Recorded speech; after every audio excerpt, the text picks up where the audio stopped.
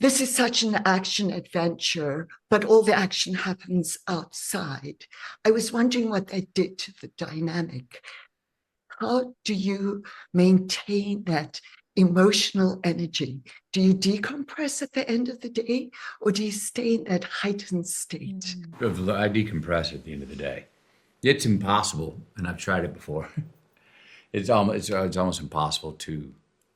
I know early in my career, I would wake if I would have done a film like this. I would have woke up in the morning, cranked up the rock and roll, like right out of bed, and just been raring to go, and as you do it a while, you learn to when to save your energy, because you want to time yourself so you can approach the scene with energy and not be just blistered and done by lunch. What That about you? actually gave me really good advice because I was doing it all wrong. I've never done an action adventure movie. I've done tiny sequences here and there, but like a whole movie, I've never done before. And I was doing it all wrong. I was working all day, and then they'd call cut.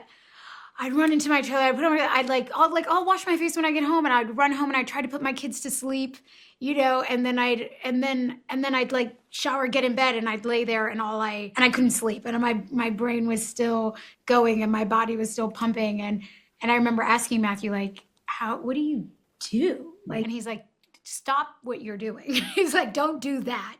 Like, take your time, and I did. I started to like, okay, I'm not gonna run home.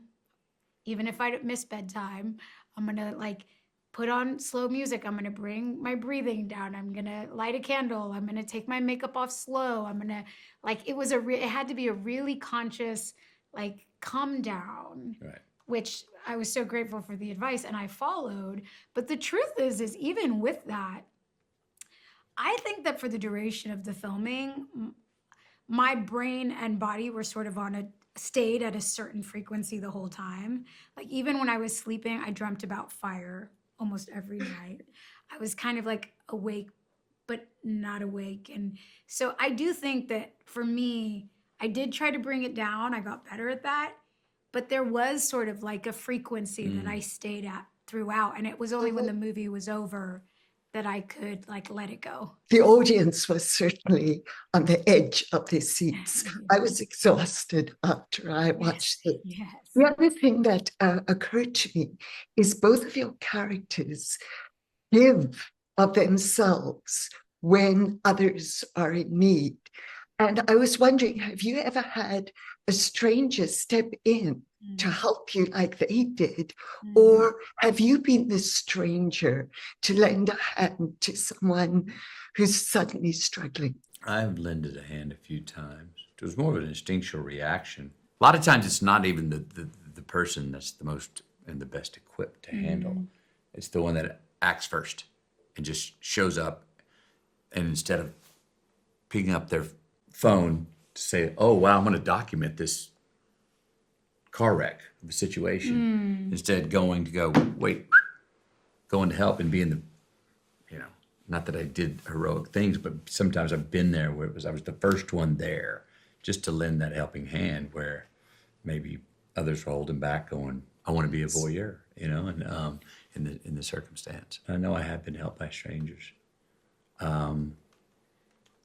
Yeah, one story just came across my mind, but I'm not going to share it here because it's long and it's inappropriate. But yes, I have been helped. As a mother with two children, living in a city where like you're at the subway and you're like, oh my gosh, I have to get this stroller up these stairs, and it's always like the person who doesn't even ask, they just grab your stroller, and it's like you want to break down and cry because another human being just took the initiative. They saw you needed something and they just helped, or somebody who, I feel like there are moments where I've been at the grocery store, at the DMV, and someone's like, do you need me to hold your baby? And you're like, oh my God, thank you so much. Like, those tiny moments where you want to break down and cry because you go, it takes so little for another person to like see a need and meet it, for it to feel like, okay, I'm not alone. People are decent and someone will help me if I need it.